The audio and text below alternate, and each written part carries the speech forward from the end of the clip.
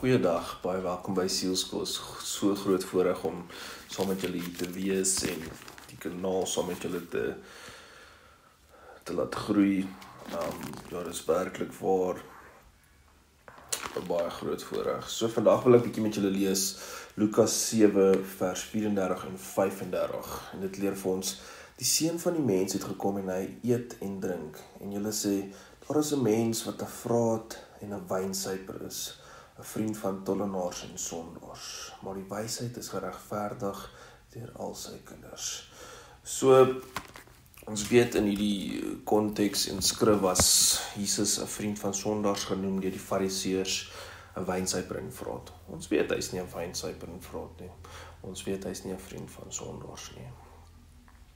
Maar ons kry baie Christelike liedjies wat sing hy's 'n vriend van sondaars, baie predikers wat sê hy's 'n vriend van sondaars.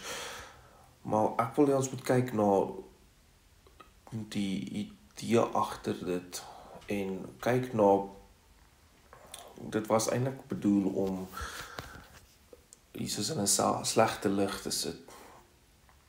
En wat vir my uitgestaan het is hoe ons dit op ons eie lewens moet reflekteer.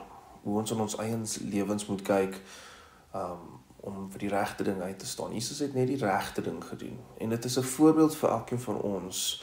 Ons moet meng met ander mense, veral die sondaars. Jesus het gesterf vir die sondaars. Ons moet na die mense toe gaan wat niemand te doen meer wil hê nie. Dit is ons opdrag.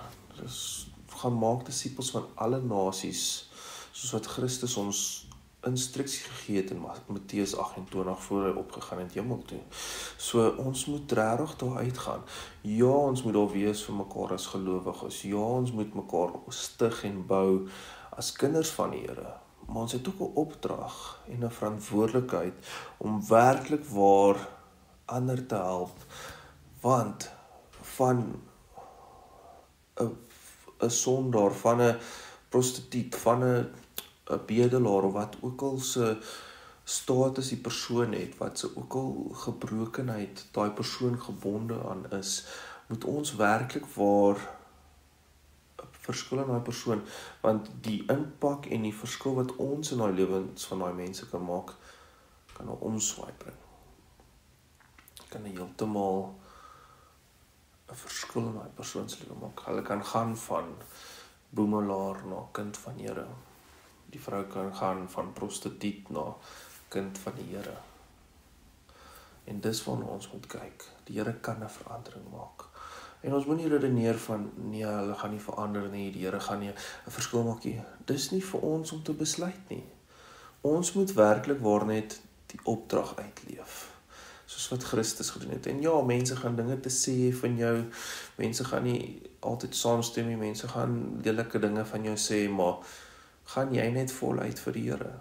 Bly net positief, bly net die opdrag te lewe wat Christus aan jou beveel het.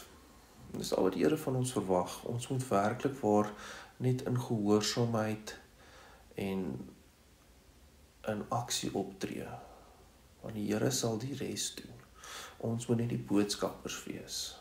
So ek wil julle uitdaag met hierdie kort video om werklik waar te kyk waar jy 'n verskil kan maak in die persoon wat dalk bedel op die straat of waar ook al, die persoon wat niemand meer wil praat nie. Wees jy daai persoon wat met daai iemand praat? Wees jy daai persoon wat daai verskil maak? Wees gehoorsaam aan die roep en bly positief, luister na wat die Here vir jou sê en wees net gehoorsaam. Maak 'n verskil. Maak nie saak wie wat sê nie.